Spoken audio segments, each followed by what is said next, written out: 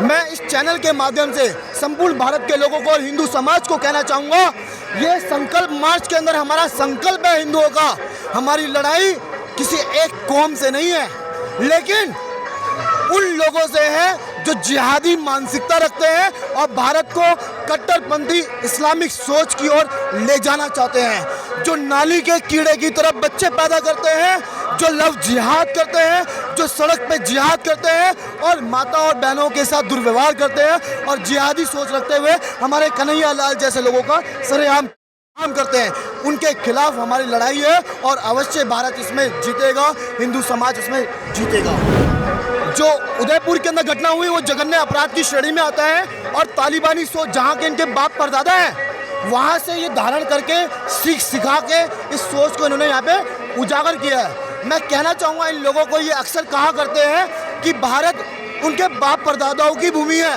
भारत उनके बाप परदादाओं की जिहादियों की भूमि नहीं है, ये हिंदू समाज और हिंदू लोगों की भूमि है, क्योंकि उनके बाप परदादाओं ने 1947 में जमीन का टुकड़ा ले लिया था। हिंदू समाज को सोचना पड़ेगा कि हम क्यों जाके चादर चढ़ाते हैं। अपना इतना भगवान है तो मजार पे चादर चढ़ाना कोई जरूरी है? खुद हिंदू इसका जिम्मेवार है कि मजार पे ना जाए, ठीक है ना। हिंदू समाज जाति प्रथा में और इतना बढ़ चुका है ना कि ये कहीं भी चादर चढ़ाने, कहीं भी कुछ करने चला जाता है। क्या जरूरी है चादर चढ़ाना? हम ही लोगों के पैसे से जो है वो चादर चढ़वाता है और फिर फैलाता है। तो उस चीज को सोचना पड़ेगा हिंदू समाज को। ना सुप्रीम कोर्ट को बदलने की जरूरत है, ना संविधान को बदलने की जरूरत है। हमारा किसी व्यक्तिगत किसी से कोई रंजिश भी नहीं है।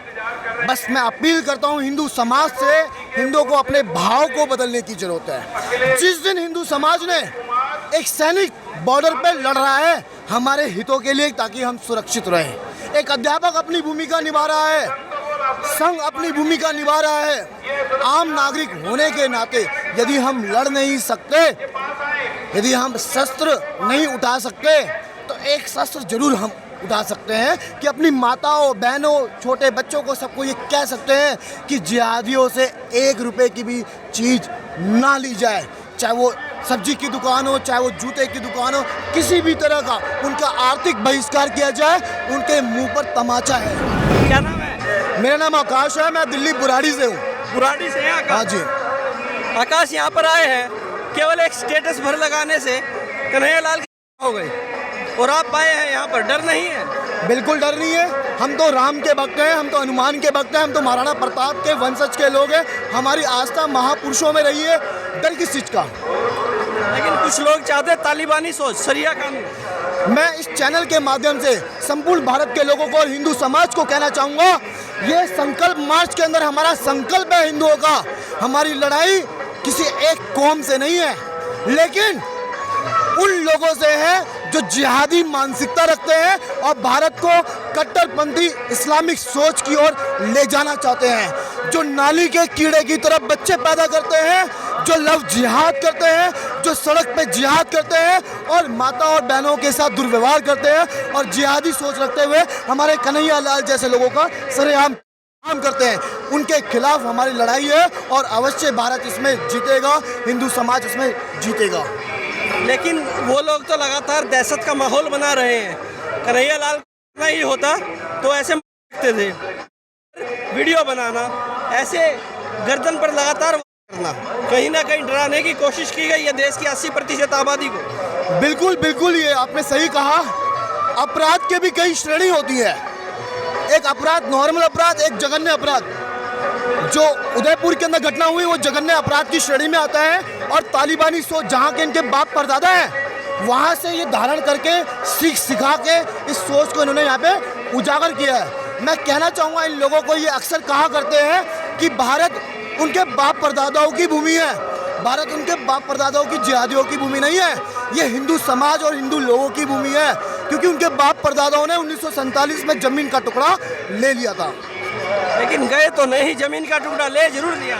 उनका बहुत जल्द सरकार इलाज कर रही है। आप देख रहे हैं समय समय पर चाहे NRC हो या CAA हो, वो विरोध कर रहे हैं। कहते हैं ना चोर की दाढ़ी में तिनका, वही हाल है इनका।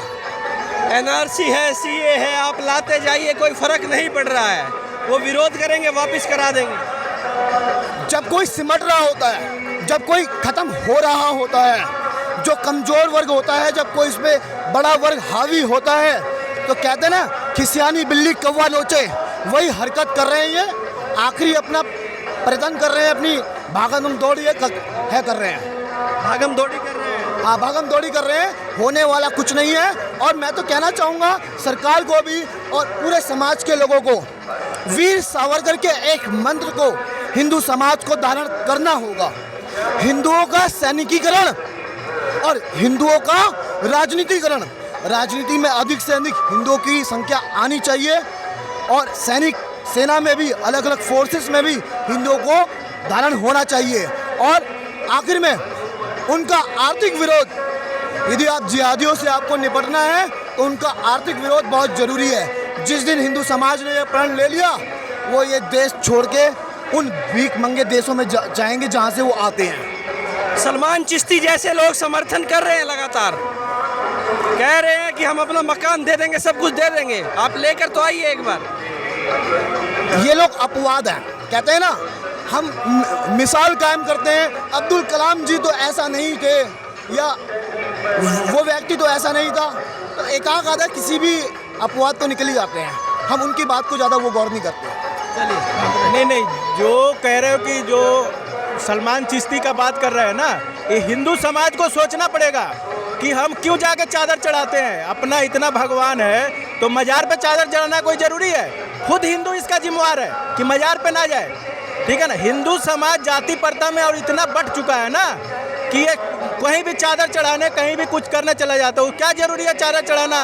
हम ही लोगों के पैसे से जो है वो चादर चढ़वाता है और फिर फैलाता है। तो उस चीज़ को सोचना पड़ेगा हिंदू समाज को कि वहाँ पे हम ना जाए अजमेर शरीफ, बल्कि अपने ही धर्म में इकट्ठे रहे, ठीक है। और दूसरी बात मैं कहूँगा सुप्रीम कोर्ट के जज के ऊपर, क्योंकि वो मेरे को बहुत दिल पे आहत किया है कि विषय लेके गया हम कान का दर्द और पेट का ऑपरेशन कर दिया जज ने।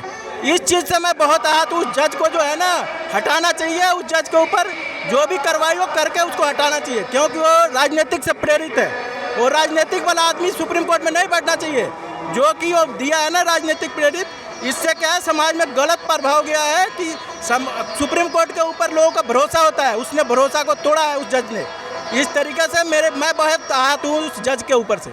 सुप्रीम कोर्ट तो माननीय है, उनके बारे में ऐसी बातें कर रहे हैं। माननीय है तो माननीय रहे ना। लक्ष्मण रेखा क्यों मांगता है? लक्ष्मण रेखा नहीं लांघना चाहिए।